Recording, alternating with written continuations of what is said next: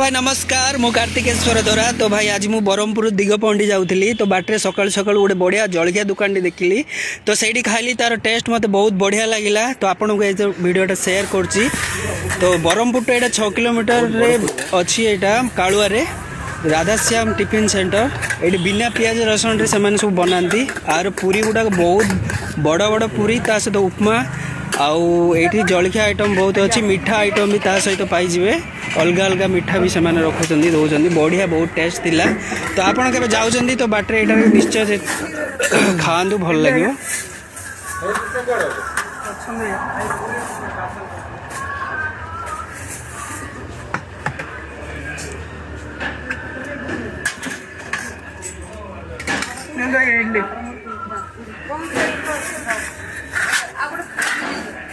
खाली पूरी ना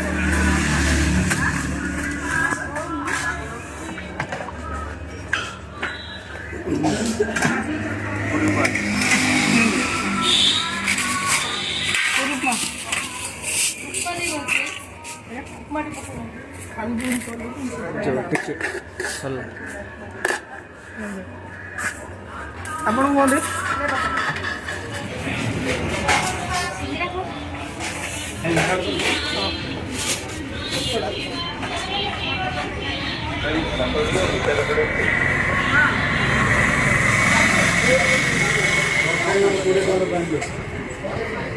हाँ